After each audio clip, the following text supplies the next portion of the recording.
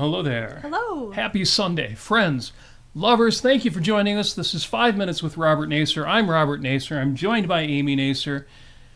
And you know who you are. And we need to get started because we've got a lot to say. Oh, wait, we don't have much to say.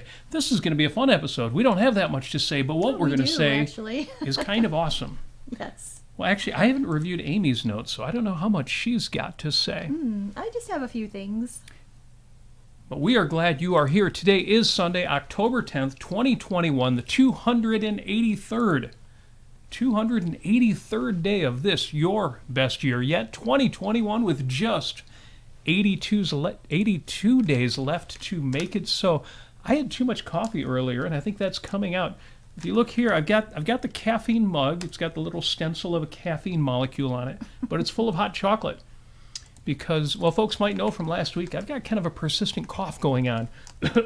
So if you catch me doing that, it's because the hot chocolate didn't work. Yes, Robert has cornflakes disease. I have cornflakes disease. For you who have seen the film Drop Dead Fred, you know what we're talking about. If you haven't, get the hints. But first, this show, there are 76 days until Christmas. 21 days until Halloween. Halloween. Well, I wrote Happy Halloween on my driveway in chalk, as one does, and didn't put in the apostrophe. Amy reminded me, she had me correct it. So it does now say Happy Halloween, and you have just 21 days left to get your yard together. We're only halfway there. To get your yard together for Halloween. Yeah, if anybody has any suggestions about what Robert and I should dress up, how we should dress up for Halloween. Oh, costumes. Please let me know in the chat and let us know what you'd like to go ahead and be in for Halloween. And if you come to our house on Halloween, we'll give you candy. We will give you candy. And who knows what else we'll have. I'm sure there will be pumpkin pie and other things for the season. If you're in Southeast Michigan, let us know. And on this date, October 10th, the United States Naval Academy was established in Annapolis, Maryland. 1845, the U.S. Naval Academy opens in Annapolis, Maryland with 50 midshipmen students and 7 professors. It was known as the Naval School until 1850. The curriculum included mathematics, navigation, gunnery, and steam, chemistry, English, natural philosophy, and French. The Naval School officially became a U.S. Naval Academy in 1850, and a new curriculum went into effect requiring midshipmen to study at the Academy for 4 years and to train aboard ships each summer.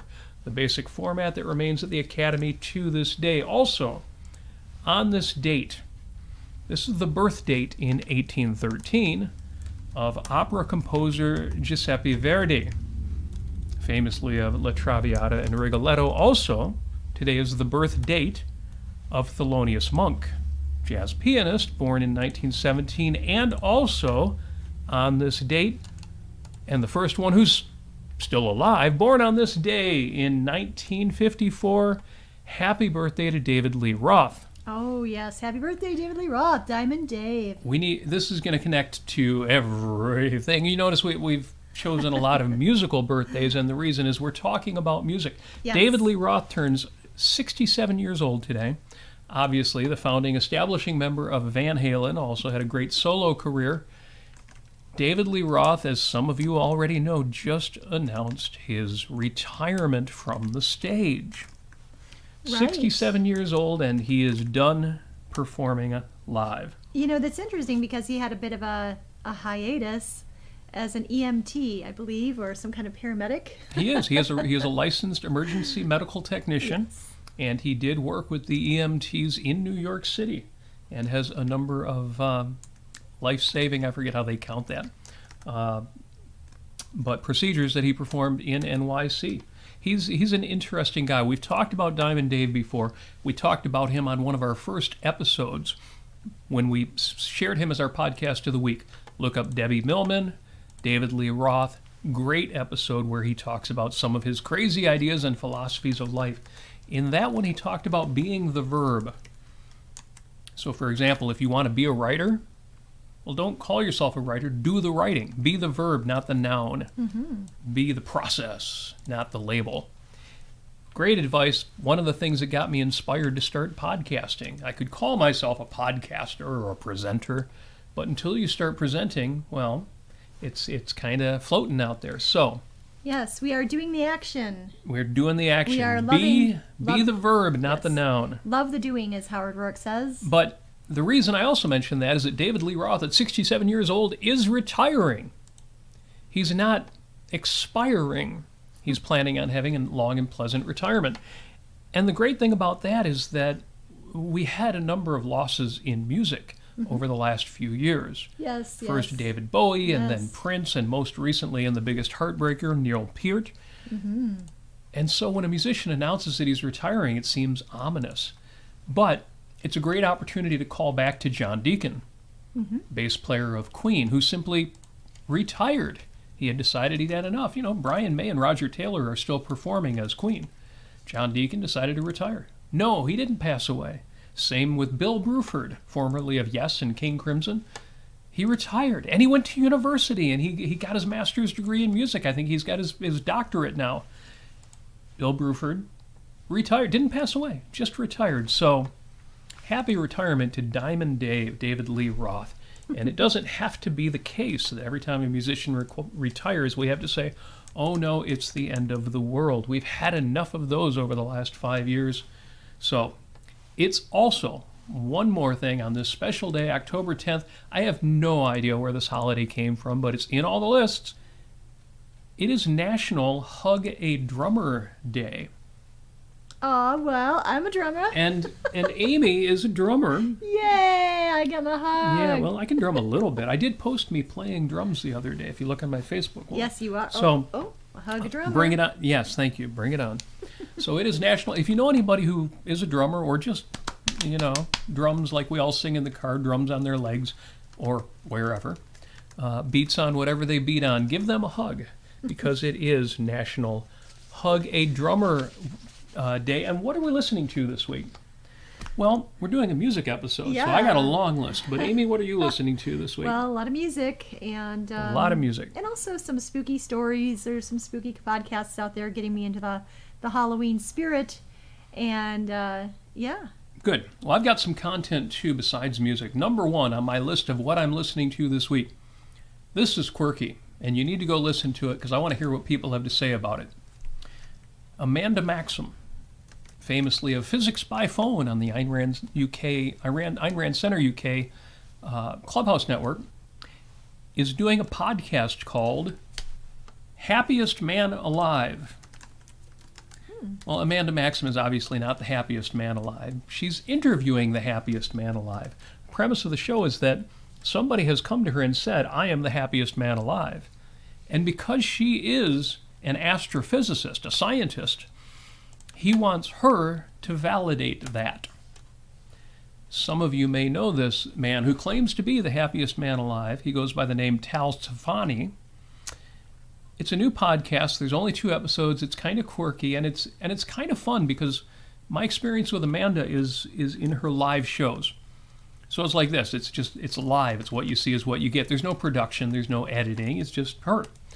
Well, this new show she's doing, Happiest Man Alive, is a podcast and is being edited. It kind of sounds, it's got that quirky NPR thing going on, where there's almost vignettes to each section of the interview. There's the quirky NPR-style music in between. And it's, and people who talk like this.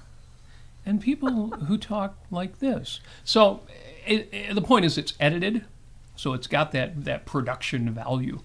Give it a listen. You might find that interesting. Link will be in the show notes right after the show. Number 2, Greg Salmieri's lecture from OCON 2019, I believe, Principles and Personal Values.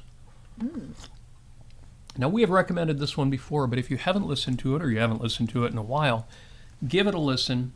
It's essentially his version of our talk, Morality Without Scarecrows. It's validation of your personal values. He makes several points. As we've mentioned before, the important point, or one of them, is don't ever abandon your personal values. As Ayn Rand used to say, don't ever give up what you most value in life. She also made that point with Marianne Suri's in her book, Facets of Ayn Rand. And we're going to make that point about music today, so give that one a listen as well. Link in the show notes. Number 3 of the 4 things I've been listening to this week are the new albums. 3 is 2 items. The new albums by Yes and the band Arc of Life. Yes being my favorite rock band, they've just released a new album called The Quest. But 3 of the guys in the band, in between the last Yes album and this one, put together another band called Arc of Life. Both of them worth listening to. And that's got me in the music mood. So my number 4 item, and the last one I'm going to recommend to you, the website Music with an Ayn Rand Connection. Now, one of the challenges of that website is that it was put together many, how many manys is that, years ago, by a gentleman who goes by the name Dismuke, D-I-S-M-U-K-E. Yes. And it's quirky because he has a FAQ, frequently asked questions, on his website. And one of the questions is your name really Dismuke? Is that your first name or last name? And he gives a quirky answer that doesn't really explain anything, and I still don't know the answer. But a link to it is in the show notes. Now, one of the challenges, and the reason I say it's many, I forget how many years old, is that some of the original items he posted that had a connection to Ayn Rand were posted using the RAM or Real Audio Media format as RAM or RA files. And not many people have Real Audio still installed on their computers. So some of the earliest ones, the ones I'm especially interested in, 5 pieces I think, I went ahead and downloaded them, converted them using the program Audacity, using a filter that can read RAM files, and uploaded them to my website. And long story short is, if you want to hear those 5 that I found were most fun, go to robertnasir.com/Ayn Rand. All lowercase Ayn Rand. robertnasir.com/Ayn Rand, and you can listen to those 5 as MP3 files that will play right in your browser. Oh, that's really nice of you, Robert. In any modern browser. So those are my 4 things I've been listening to this week. Amanda Maxham's Happiest Man Alive podcast, Greg Salmieri's Principles and Personal Values, the new album by Yes, The Quest, and the album Arc of Life, and Music with an Ayn Rand Connection. Because music, as you know, especially if you saw my post this week, music is important to me, but also I'm reconnecting to what music has taught me. Music actually taught me things. It shaped my philosophy. Yes. And I'm a little surprised, although I shouldn't be, to find out that that was true for a lot of other people, but it also wasn't true for some people. And there's been an interesting conversation online about it. So I'm really excited to see that we've got a chat going on, and I need to catch up on that. I need to have Amy talk about what she's been listening to and what's been on her mind while I catch up on the chat. But it's exciting to me to see that range of people who had the same reaction I did, where music, and especially the lyrics in the music, the explicit things that the composers, that the songwriters had to say, yes, had an impact on me. And other people have said, yeah, me too. But other people have been saying, and you know who you are, well, the music, I connect with the music. The lyrics aren't that important there. I never really listen to the lyrics. Or other people saying, well, I judge the music differently, the lyrics differently, because a lot of times I disagree with the people and their lyrics. Which, incidentally, to me, I do too. But that's more. But that's more of an adult perspective. When I was a kid, I didn't really get into political arguments with my songs. Sometimes they didn't resonate with me, and I would say, yeah, that's not my kind of thing. Right. But I wouldn't say, oh, that's wrong, and therefore I should not like it. It just didn't work that way when you're 5, 10, 15 years old. And so it's been exciting to see the commonalities, even though there's also a bunch of differences. Growing up, there are books I've mentioned that had an impact on me philosophically. Even before I ever read philosophy or ever read Ayn Rand, I would read books by Piers Anthony, science fiction and fantasy, or Robert Heinlein in particular, Stranger in a Strange Land, Time Enough for Love. Richard Bach's books, Illusions or The Bridge Across Forever. And there's a lot of philosophy in there, and some might call it pop philosophy. It certainly wasn't technical philosophy. But it helped shape the ideas I was already developing and gave me a few ideas I didn't already have. And the same is true of film. And the interesting thing about film, too, is the more philosophical a film, usually foreign films or really quirky stuff like Stanley Kubrick films, didn't necessarily have the big philosophical impact on me. The big philosophical impact came from sense of life. And so, movies like The Sting had a bigger impact on me than Clockwork Orange or 2001. But music, I think music was the big influence. Yep. Music matters. I've made the point before to adults, parents of young children. Exercise some degree of care regarding what music you play for your very young children. There is music out there that you are so used to that you don't realize it's like playing a horror film before your infants. And usually when I say that, people either understand what I mean, or they say, Robert, you don't know what you're talking about, you're exaggerating. And all I ask is that the people in that latter group at least think twice about it. There was music that I heard when I was very young that had a torturous impact on me. Mm-hmm. Just like there were certain, horror films that really stuck with me and were not ideal for my psyche. People underestimate music because they get used to it. They get used to it, and it just does. They forget that the first time they heard, Alice Cooper, which Jennifer mentions, it was shocking, and not just his obvious, "Welcome to My Nightmare" kind of shocking, but even just some of the hard rock is, it's part of what we think is so cool about it. It was edgy, it was over the top, it was really unusual, it was somewhat macabre. Yep. But we're used to that, or as adults, we don't think that much of it. Think twice about what you play for your children. Mm-hmm. So, anyway, music matters. That was my point. So, in the chat, and I have to catch up with the chat, but what I want to know is what music, and especially what lyrics, had an impact on you.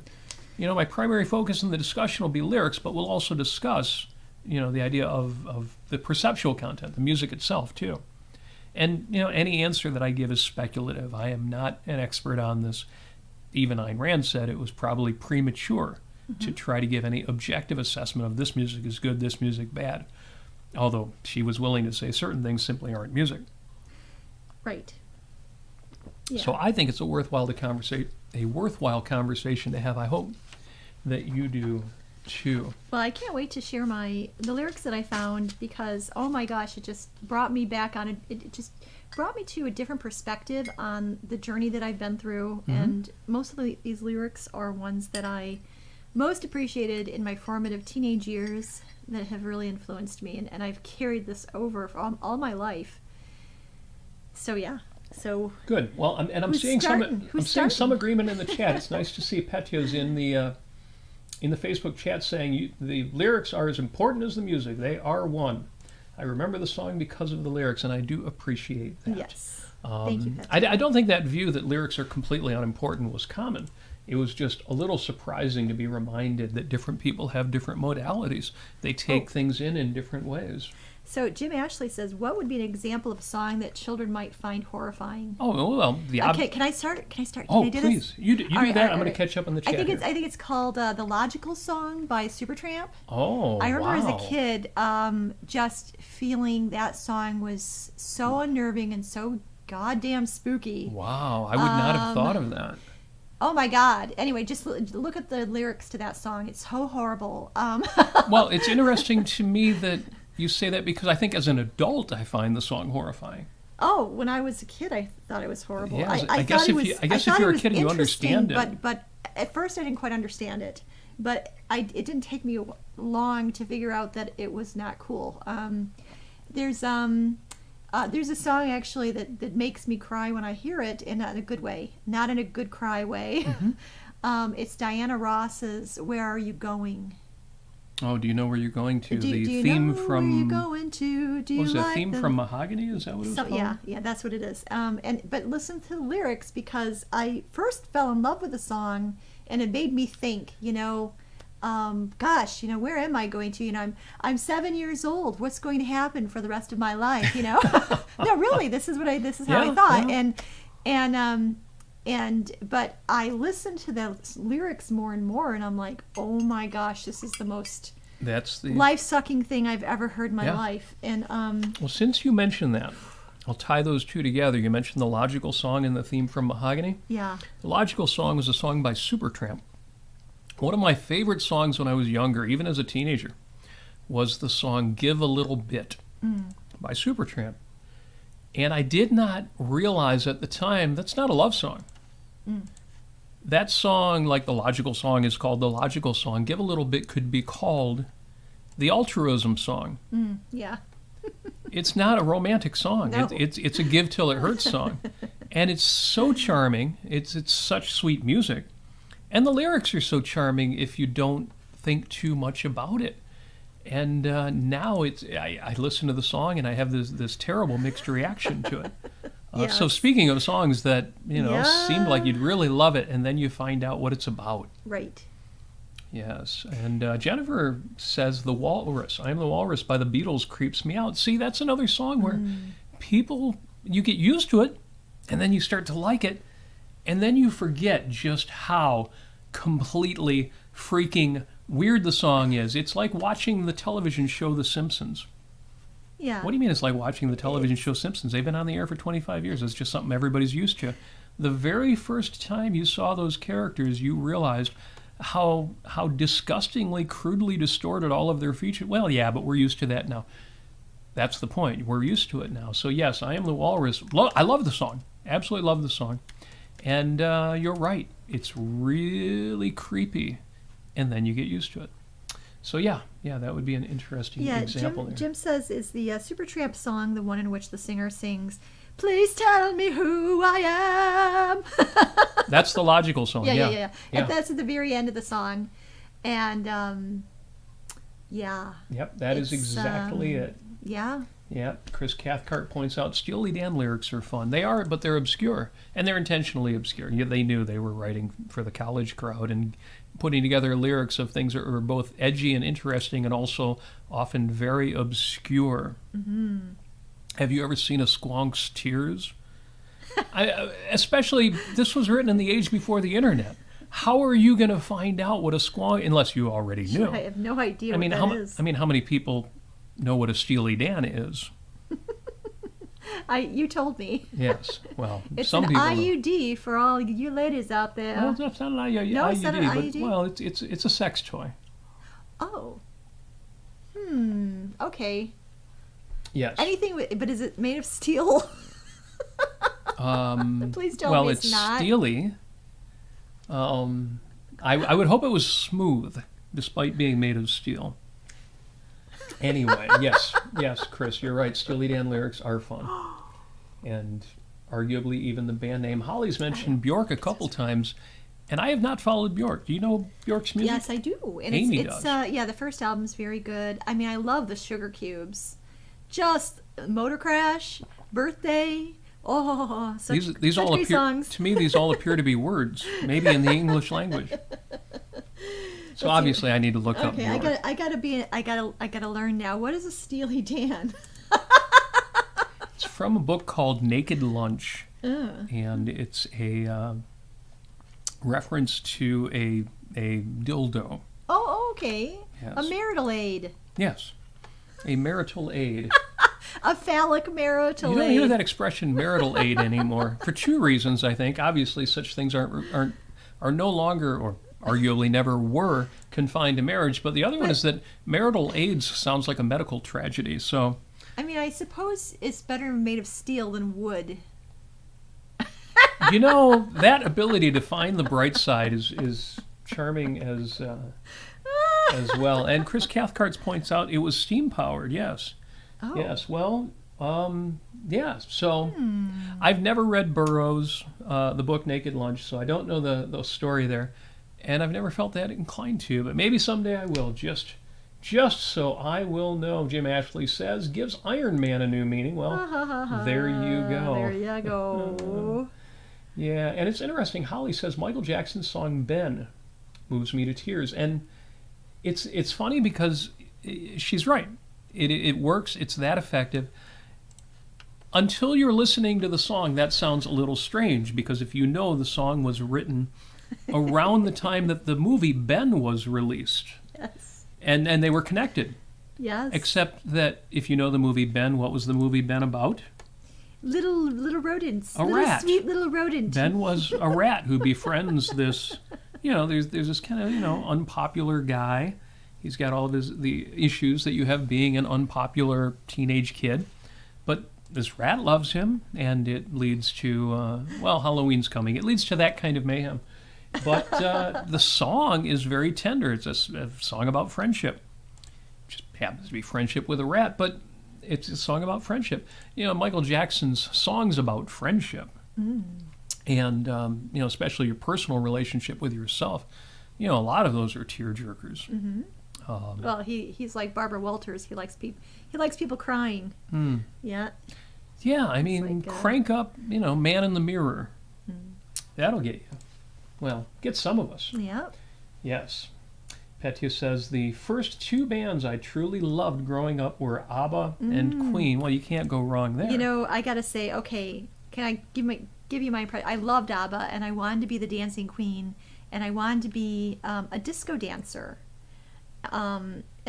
Sadly, Bob Seger ruined all of that. Thank you, Bob Seger. How did Bob Seger ruin all that? He started the whole thing. You had to have like a little card. You were anti-disco cards. Was Bob Seger part of the anti-disco movement? Yeah, he was. Oh. And basically they would get together and they would throw a bunch of disco records in a fire?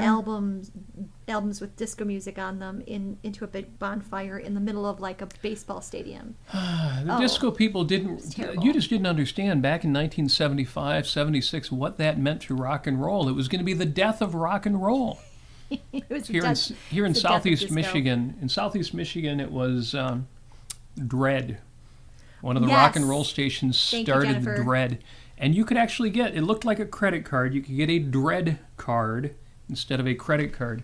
And you could even show it at some of the fast food restaurants would give you a free order of fries or something if you had this Dread card. And none of them realized the kind of, dreams that were being crushed and ruined, dreams that little girls held. Oh, we absolutely did. Our rock and roll dreams were being crushed. There weren't going to be any more rock stars anymore. The bars weren't hiring rock bands anymore. They were hiring DJs to play music for girls to come in shiny dresses and disco dance instead of playing rock and roll. This is the same time with punk rock was around, and CBGB and all of the different punk rock little pockets there. That's true. Without disco, I don't know that punk rock would have had as big of an impact. Of course, they were also fighting against my beloved progressive rock. So they were fighting against anything that was... It was complicated. If Mark's listening, he knows all about this because he had a Dread card too. That was an acronym, by the way. It stood for Detroit Rockers Engaged in the Abolition of Disco. Boo! Yeah, it was obviously a big enough thing that I can still remember what it stood for. That's great. Jim says he saw the film adaptation of Naked Lunch. It was well made but extremely nightmarish, and I will never see it again. Tagline of the lobby poster should have warned anybody, exterminate all rational thought. I didn't realize it was a movie. I guess I should have known that. I'm sure I've seen the posters. I did hear that it was, Yeah. So music had that impact on us growing up. And as even as a little kid, I remember thinking the album by The Who, Tommy, was a total nightmare. Right. Total nightmare. Isn't it somebody without limbs or something? No. Oh, no. Somebody who was driving a box? No. Where am I getting these ideas? I have no idea where you're getting any of this from. What? Why was it a nightmare? It was a nightmare. It was the story of a little kid. His father's away to war, or away in the army. Okay. He comes into his parents' room one night and discovers his mother in bed with another man. Oh. And in stereotypical evil anti-objectivist fashion, the way that the lover and the mother deal with this is they tell the child not to trust his own senses. Ugh. And there's a whole song of, no, you didn't see this, you didn't hear it, you won't say anything to anybody ever. Does the lover and the mother die at the end in an excruciating way? No, what happens is the boy, because of the psychological trauma, becomes deaf, dumb, and blind. Oh, golly. And there's worse, I mean, not worse, but there's more terrible things that happen. throughout the entire side A and side B. This was a double album. And it's a horrid nightmare. I'm sorry I asked. And it's interesting because if you had found this as an adult, you might think, oh, that's really macabre, but it's a very interesting psychological study of what does it come down to when you tell somebody they can't trust their own senses, their own faculties.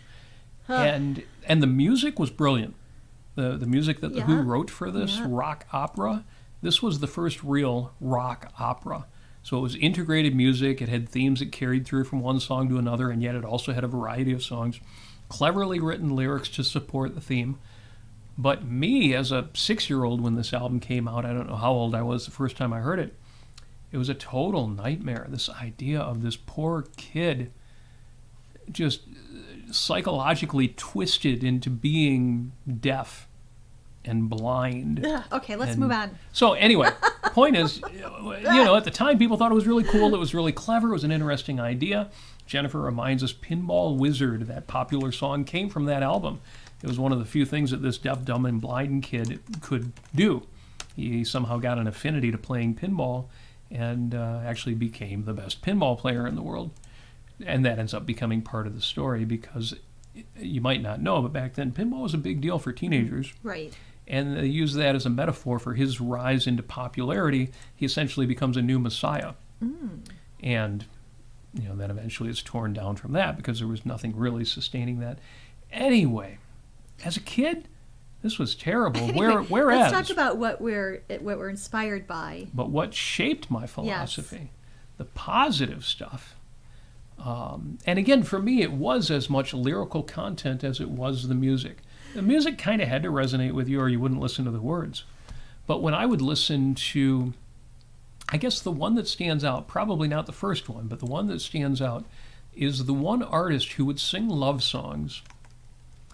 And he would intentionally make them about both the woman he was in love with and the world and God, or his idea of God, which was kind of Eastern, kind of mystical. And some of you will guess who that is. George Harrison.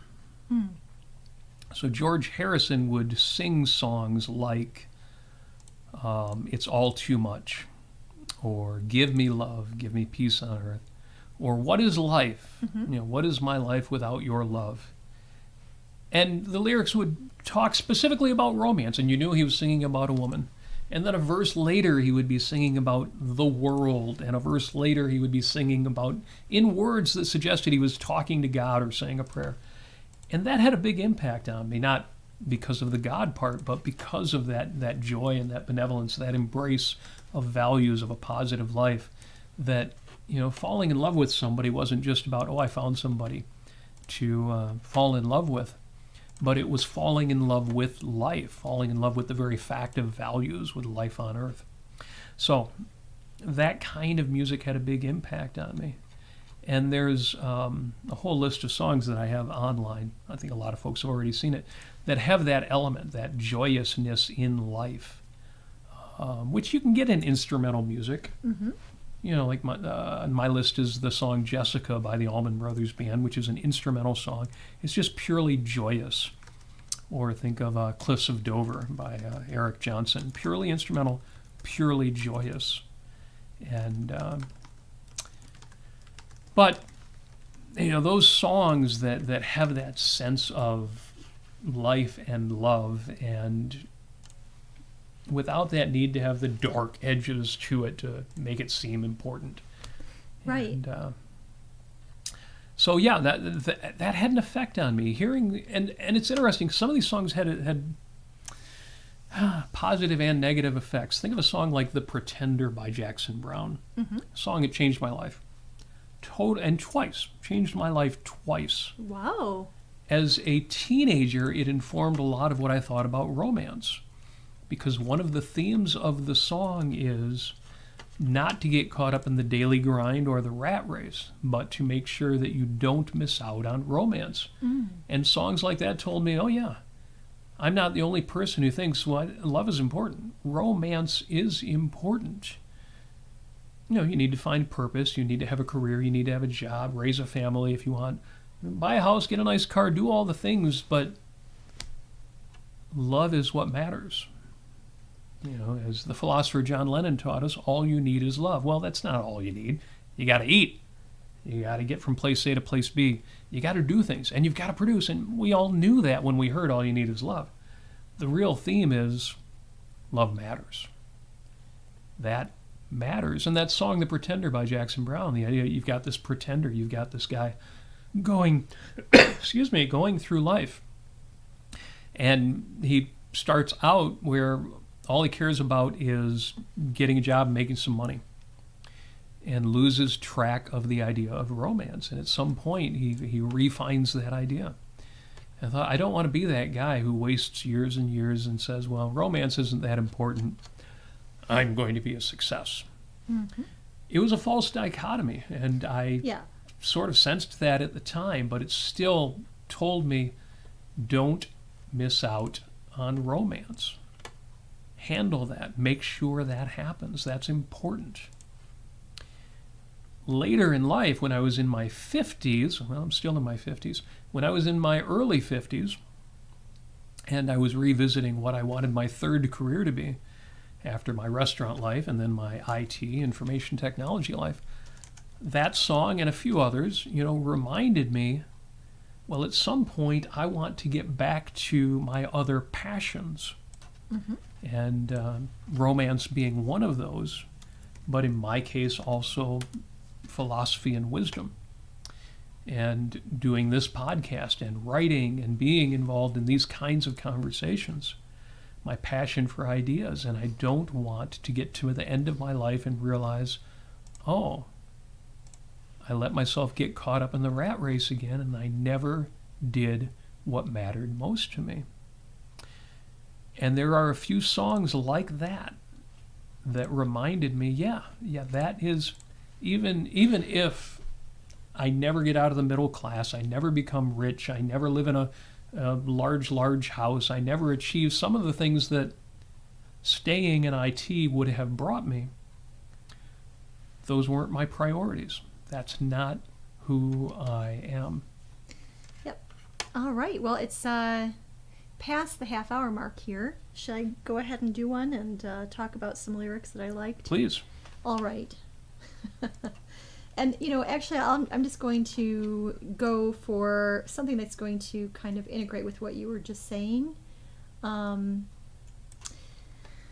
Okay.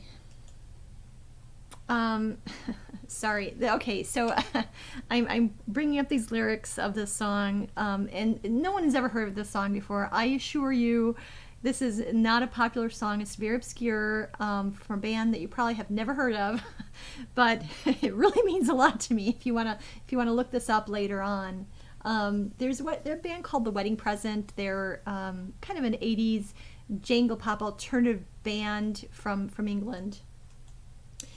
They did a song called Go Out and Get 'Em Boy, and it's very, very, very fast-paced. And the singer is very dramatic in his singing, and I guess that's one of the things that I learned about all of these songs.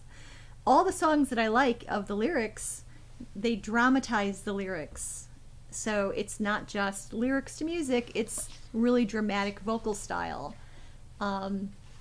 And kind of what you were saying in terms of, don't letting your life pass you by kind of thing. There's the lyric that there's a whole world out there, but it's shrinking fast. You want to take it all and make it last forever, or maybe just a lifetime. And then in the song, he's sort of like, I guess he had a conversation, sort of like he heard a friend say something like, another wasted day, kind of malevolent, defeatist sort of attitude that a person would have. And so then the singer answers him, yes, I can hear you say, but I'm afraid it means much more to me than that. But, it's one of these things that a lot of these lyrics are so integrated with the music and so integrated with the vocal style and the drama of the song, it's really difficult to really explain this. But that's a song called Go Out and Get 'Em Boy by The Wedding Present. Some other lyrics that really, really affected me, both on a sense of life level and on a philosophical level. This is actually the money song here. It's called Silver by Echo and the Bunnymen. You may have heard of Echo and the Bunnymen. You probably have, actually. Hopefully you have. They're an 80s alternative band, kind of goth, kind of new wave, a little bit. But they're very, very Beatles-esque. They're very much like the Beatles. They have a lot of harmonies and strings in their songs and things like that. They're very romantic sounding in a lot of ways. They're very, very dramatic, very emotive.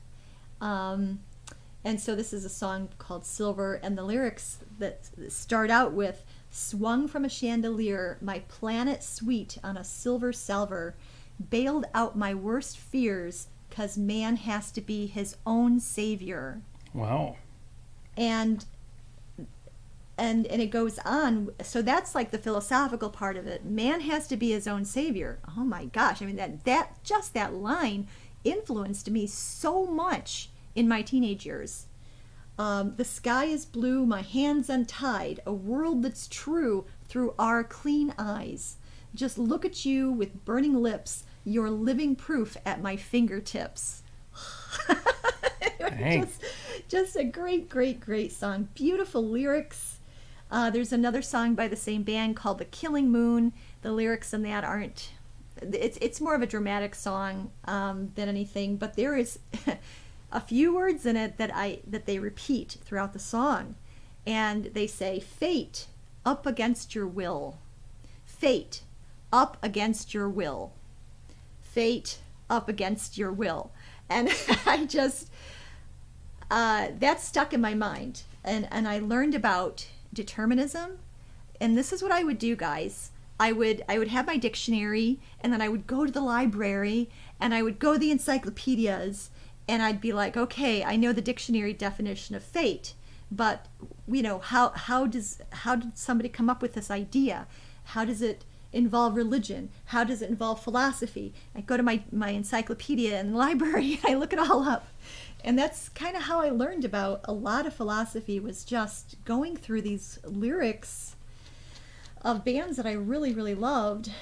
And piece de resistance here. You probably have heard the song Dear God by XTC, another British band, another very Beatlesque band. Here's some lyrics from it.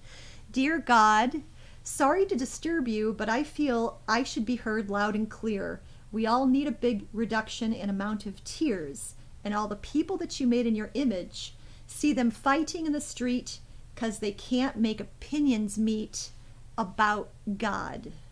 I can't believe in you. Highly explicit atheist song by XTC called Dear God. And then another very influential band for me was Minor Threat. That's a kind of a double meaning. So they sing, we're just a minor threat, which means, don't worry, we're just a minor threat. But actually it really means, we have ideas that are becoming more popular and we're influencing the world. This band, most of the people in the band were 16 or 17 years old.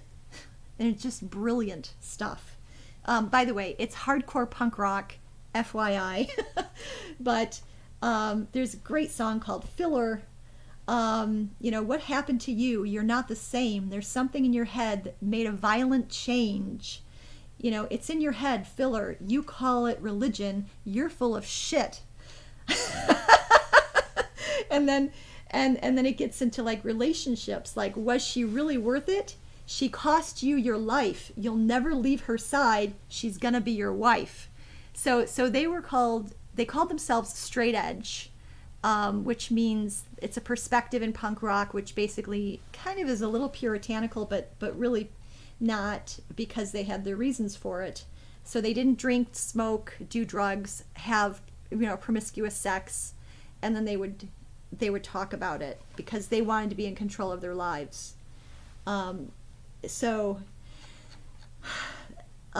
Lastly, I'll just mention Pick Yourself Up by Fred Astaire. And after all my punk rock phase, and I was getting into Ayn Rand, and learning about, all the things that she liked, and I was getting into Rachmaninoff, Tchaikovsky, all this stuff. But one particular extremely personal song for me is Pick Yourself Up by Fred Astaire. And it's a really, really, really fun song. It's very cute. And but it's helped me through a lot of very, very difficult times. And but it's really a fun song. And it's basically, work like a soul inspired till the battle of the day is won. You may be sick and tired, but you'll be a man, my son. Sounds very Burton Braley. Well, yeah, it does, actually. Will you remember the famous men who had to fall and rise again? So take a deep breath, pick yourself up, dust yourself off, start all over again. And anyway, that's a really quick survey of things. But I get emotional with all this stuff. Sure. It's kind of the point. We did that whole episode on the films and the things that get you choked up. Mm-hmm. And this fits right in with that theme. Jennifer mentioned on YouTube, of course, the great Neil Peart, and arguably or inarguably the greatest rock and roll lyricist of all time. And I've got Neil Peart songs in almost all of my categories here. But the one that stands out, maybe still my favorite Rush song, is Time Stands Still. Mm. They did, greater music, more epic pieces, hit larger themes. Time Stands Still is pretty straightforward, but it's so good at saying what it says. And, especially as I get older, that theme of memento mori, be aware of your mortality, don't take your time for granted, mm-hmm. becomes more and more important to me. And Time Stands Still makes that point, but it makes it joyously. And that's what I love, are important messages that people might think of as really heavy messages, but expressed with all that positivity. Mm-hmm. And that's really something. And I think that's why Robert really fell in love with the band Yes, because there's so much depth to the music. So much depth, so much emotion, so many dynamics to the songs, and the way that John Anderson wrote a lot of the lyrics they're a little loosey-goosey, but they're in general very positive and inspiring. Not like Rush, not as explicit, or as angular in that way, but more of in a soft way. And I really love Yes as well. Ever since I've known Robert here. Yes. Yes. The last category that comes to mind is specifically in regard to romance. We did an episode called Unconditional Love. And we covered the fact that unconditional love isn't unconditional in the sense of not being tied to values. In the best sense. Obviously, there are people who use unconditional love as an idea of sanction, as a way of cheating somebody out of their values. In the Jim Taggart sense, you want to love me for something? If you really loved me, you wouldn't love me for anything. Obviously, that's not what we mean by unconditional love. Right. In the cases where that phrase is used and actually describes something of value, what they really mean is, and you know this if you look around you in the best cases, what you're really talking about is somebody that you love so much and for so many compelling reasons that there's nothing they could do in the short term that would change that. So it's not that it's unconditional love, it's that all the conditions have already been met. And in that sense, rock music is so good for that. And there are so many songs that express that. Everything from Prince's I Would Die For You, or Badfinger's No Matter What. Mm-hmm. A song like No Matter What. And what would the short-term, out-of-context reaction to that be? What do you mean, no matter what? What if she did something really terrible? That's the point of love, is that love isn't something you rejudge every moment. When somebody has paid their dues, when somebody has established that whole network of reasons why you're in love with them. That's what it means to have love. It's what it means to have trust. It's what it means to have knowledge. It's what it means to be able to say to somebody, No matter what you are, I will always be with you. Doesn't matter what you do. Of course it matters, but everything has already been done to establish that relationship. And songs like that meant a lot to me. I never took them as, oh, I'm looking for unconditional love in that you'll love me no matter what my values are, no matter what my character is. No, it was always clear to me that that kind of love that you have for somebody, that kind of love that makes, for example, a marriage an appropriate thing, is a love that has been bought and paid for by your virtues, by your character. And songs like that, when I was young, those were important to me. Those kinds of extremely passionate songs established in me that that's what I wanted from romance. That was what I was looking for, that level of, yes, I would die for you. That might sound hyperbolic, but it makes the point that love goes beyond just, oh, were you good to me today? Have you been a decent person this week? That's not what romance is or how it should be. Listen to a song like Alive and Kicking by Simple Minds. That's the passion you want. And that passion doesn't come from nitpicking. It doesn't come from rejudging somebody every moment to figure out if they have been as good this hour as they were last hour. That's not how romance works. And fortunately, music can reconnect you with that fact. Listen to the song White Flag by Dido. It's a heartbreaker, but that's what love is.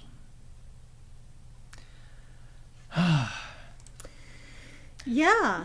Well, it's interesting to me that just like in fiction, just like in reading Heinlein and Bach and Anthony, or just like in watching certain television shows or watching certain movies, the same thing with music. That helped shape my view of philosophy, of life, of the meaning of life, of romance, of career, of what it would look like to achieve success in life. And sometimes we forget about that. Sometimes we take it for granted. At least I do. And it's good to revisit that. So that's why I actually have a list. And I would recommend that you do this too. And nowadays, folks do it with playlists. And I have it on a playlist too, but I have it written down. A list of my important songs. Songs that have been important to me and songs that are important to me. Not just songs I can put on to feel really, really good. Although I do that. And not just songs that are super high energy and get me to work out really hard at the gym. Or in my case, on my bicycle. Although I do that as well. But songs that reconnect you to what is important in your life. Songs that reconnect you to what is important in you.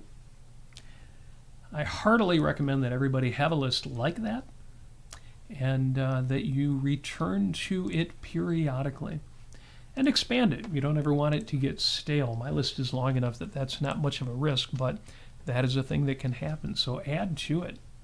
It's one of the challenges, too. If you get older, 40s, 50s, 60s, 70s, it becomes harder and harder to follow contemporary music. And as a musician, I feel that viscerally. Yeah. Because I'll go out with a guitar. We brought a guitar to Ocon, for example, and I realize that I can't play very many contemporary songs that the younger people are listening to.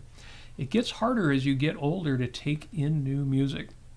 But every now and then I'll do that, and I guess it's one of the good things about reading music magazines is you'll get ideas of, oh, even though this is something that was produced this year, it sounds like something I would like, and you give it a listen. And I found some of my favorite contemporary music that way, but there's not a lot of it. It gets harder the older you get. I just recommend try to keep an open ear, an open mind, an open ear for that kind of thing as well. If anybody knows any contemporary music that you like, that for me anyway, if you want to send it to me, it has to be upbeat. It has to be a little fast. Yes. I like anything fast and upbeat, so just about. Yes. So yes, my takeaway for the episode is stay in touch with that music that affected you, that had an impact, that helped shape you. Yeah. And in some cases, like I did with the Jackson Browne song, The Pretender, think twice about it. Or, Supertramp's Give a Little Bit. Is that really a song I want to be playing at bars? It goes over well, but is that really something I want to be singing? Yeah, and Jim has a question. He says, don't Yes, Emerson, Lake and Palmer, and King Crimson all have a few band members in common. Maybe Greg Lake, Ian McDonald, and Robert Fripp. No, but yes. Well, Greg Lake did sing with the band Asia when their lead singer quit for just one tour. So Greg Lake was part of that. Carl Palmer also has the Asia connection. He was the drummer for the band Asia for several of their albums. Bill Bruford was the drummer for King Crimson for years after he left Yes. So there are connections there. And also the songwriter who was not a performer, but for King Crimson also co-wrote a couple songs on early Yes albums. I'm trying to remember his name now. Not a performer, but just a songwriter. That'll come to me anyway. So yeah, there are some connections there, which is not surprising in the progressive rock family tree that there would be some connections. And obviously I could talk about Yes for another hour. So I mean, honestly, Robert is has such an encyclopedic knowledge of all of these bands and their members. Only and the ones like I'm into. Yeah, exactly. Only the several bands that he's into. Okay, Jim says, in regard to lyrics that have influenced me, I don't know of any. Aww. All I can say is that there is one work of music that has stayed with me since I was a teenager, and it's Chopin's 24 Etudes. Yep. They are collectively my favorite body of music, inspiring practically every emotion I could have. Well, that's wonderful. Yeah, before I went to college, my knowledge of classical music was limited. Yep. Beethoven's Fifth was my favorite symphonic music. I had been exposed to, the Peter and the Wolf and the things that they gave you back in middle school, high school. But I didn't have a great deal of knowledge about that. And when I went to college, then we started studying more modern composers, and Bela Bartok and everybody who came after him. So I didn't find real symphonic favorites until my mid-20s. So again, the earlier music that had the bigger impact on me was mostly lyrical, rock and roll music and pop music and a few related genres. It's interesting to me too because lyrical music gives you conceptual content. There's a joyousness in some of the instrumental music that I liked. I mentioned the Allman Brothers tune Jessica. If you don't know that one, give it a listen. It's just pure fun. And it's long, 6 or 7 minutes long. But that additional content, that conceptual content you get from music that is sung. And again, you can go back to the 20s and the 30s and the classic music. Amy mentioned some of the things that Fred Astaire did, some of that great stuff that fun. Was, that is great fun. But, written by composers like Cole Porter, for example. Right. He didn't write his own music. He had some of the greatest songwriters behind him. And again, that's got both that musical feel and the conceptual content. And growing up the way I did, of course, that's why I like it. But I understand that people have different modalities and different experiences. And there's more in the comments. And as usual, I'll be harvesting your comments to find musical ideas to listen to. I especially have to get back to Bjork because Holly mentions her. And it's one of those areas where I'm like, this is interesting music, but I've neglected it. It's kind of music I think I have to spend some time with to really get into it. I guess there's a Rasputina is a band or performer, not sure which, but Holly recommends that. And Mary Aline, hello Mary Aline. She likes fast and upbeat music, just like me. Good. So again, my takeaway for the week is take music seriously. Take your own musical experiences and what has been formative to you seriously. Indulge it. Don't be afraid to judge it, but don't judge it harshly. Just ask yourself, is this still serving me well? Mm-hmm. That's the point that Greg Salmieri makes in the talk that I recommended, which is linked to in the show notes, is take your personal values seriously. And that doesn't mean putting them on trial. It just means getting everything you can out of them. And part of that is making sure they still foster your own values. But, not as a judge, as an ally. That's how you should treat yourself in regard to your own values. So Thank you for going on this brief discussion about music. We could do more Probably could have made it more philosophical, though I don't know if it would have been as much fun. Your comments have been great fun. Again, I will be harvesting. I will be pruning your comments. I will be going through and finding more and more things that I need to listen to. But this has been a fun discussion. It's great. My project for the week, my homework, I don't know if anybody else will want to do this because it's a little quirky. My homework is going to be to post more music videos. Oh. I did a 30-second video earlier this week. People who are friends of mine on Facebook have seen it. Or if they haven't, you can. And it's me just playing something a little, I don't know, what would you call that? A little bit, just hard rock. Yeah, it wasn't really grunge or metal, although it was in 7/4 time, which was a little strange. It was more fast metal, I thought. But it was just something quirky I wrote because I picked up it's a project guitar. It's the kind of guitar you have laying around and you use it and you strip it for parts. And at this point, it was down to only having one tuner, so it only had one string. So it was my one-string guitar piece of music. It's only half a minute long. But it made me realize I want to do more music videos. So that's what I will be doing this week. I will try to post, as usual, I'll try to do it 5 days, 5 weekdays. Whether I actually make that happen every day or it gets spread out over 10 days to get 5 videos in, that's my homework. That's my commitment to y'all.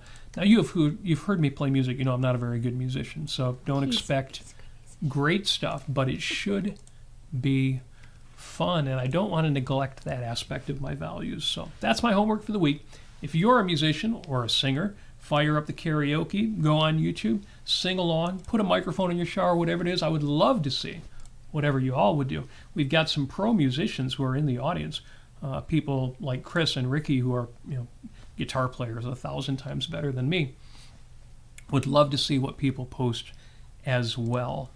And nice Doug comments. is very kind. He says, you are a good musician. I appreciate that. People who heard me do Elton John, Mona Lisa's and Mad Hatters recently know I can sing a little bit, but I'm not a very good piano player, so I probably should go back to the guitar. Doesn't matter. I'm going to do it whether I'm good or not, because the reason why I do it, I love it. And if you love it, you should do it too. Yep. Thank you so much for joining us. This has been fun for me. Super fun, guys. Thanks, everybody, for all your comments and your Need more support. hot chocolate. Please give us a like on YouTube. A couple of reminders real quick. Yeah. Show notes with links to all of the interesting things that we talked about and a few things we didn't talk about will be posted within 5 minutes right after the show, right in the show description on YouTube and on Facebook. If you would like to support the show, because I have to say thank you from the bottom of my heart to all of you who already do, our Patreon has grown, and I appreciate that. If you would like to support the show, links to our Patreon and PayPal are at robertnasir.com. Also at robertnasir.com, you can find a link to our Facebook group where you can enter comments and suggestions for future episodes, and I want to see more of that. Yeah, what would you like to see us talk about? What would you like to comment back to us in the chats? Let us know. Yes. And finally, thanks again for joining us. As always, we wish you success. We wish you happiness. We wish you to reconnect with the music that made you the person that you are, or at least makes you feel really, really good. Yeah. And as always, and before my voice goes out, I got to say, we wish you love.